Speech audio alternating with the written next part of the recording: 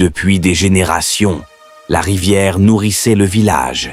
Elle serpentait entre les terres rouges, miroitant sous le soleil brûlant, offrant son eau claire aux femmes, ses poissons aux pêcheurs et son chant aux enfants. Elle donnait l'eau, elle donnait la nourriture, elle donnait la vie. Chaque matin, les pirogues glissaient sur sa surface calme. Chaque soir, les rires résonnaient sur ses rives. La rivière était une mère, une alliée, une promesse. Mais un soir, quelque chose changea. Le vent s'arrêta, les oiseaux se turent, et le silence devint lourd. L'eau ne chantait plus, elle observait.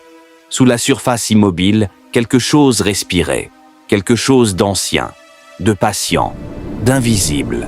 Un prédateur né bien avant les maisons de terre, bien avant les histoires racontées autour du feu. Il attendait, et puis la rivière prit un homme.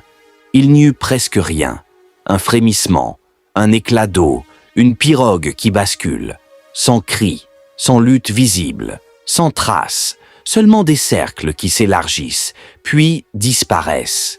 La rivière redevint calme, trop calme. La peur s'installa comme une ombre sur le village. Les pirogues restèrent sur la berge. Le bois sécha au soleil. Les filets ne furent plus jetés. Les enfants ne couraient plus pieds nus près de l'eau. On chuchotait le soir. On disait que c'était un esprit, un démon de la rivière, une malédiction. Mais ce n'était pas un esprit, ce n'était pas une malédiction, c'était un prédateur, un crocodile immense, balafré par le temps, silencieux comme la mort. Il connaissait la patience, il connaissait la peur, et il s'en nourrissait. Ce jour-là, Kano perdit son père, il vit la pirogue vide, il vit les regards fuyants, il comprit sans qu'on lui dise, et quelque chose en lui se brisa. Avec son père, il perdit son enfance. Les rires devinrent silence, les jeux devinrent souvenirs, mais au fond de ses yeux, une autre chose naquit. Pas la peur, la colère, une colère froide, lente, profonde comme la rivière elle-même. Chaque nuit, il regardait l'eau noire depuis la berge. Il ne voyait pas un démon, il voyait une bête, et les bêtes peuvent saigner. Alors, une nuit sans lune, alors que le village dormait dans la crainte, Kano se leva. Il prit une lance façonnée de ses propres mains. Bois dur, pointe affûtée. Ses mains tremblaient, mais son regard était immobile. Il marcha seul vers la rivière. Chaque pas semblait résonner dans l'obscurité. Le sable froid sous ses pieds. Le souffle court, le cœur lourd. Arrivé au bord de l'eau, il s'arrêta. Le silence était total. Puis, 2 points brillèrent dans la nuit.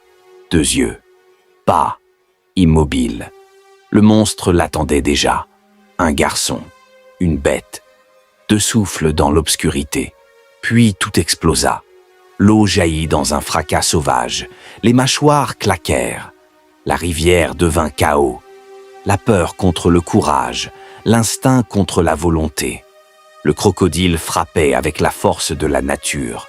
Kano esquivait avec la rage du cœur. Il tomba. L'eau se referma sur lui. Sous la surface, l'ombre immense approchait.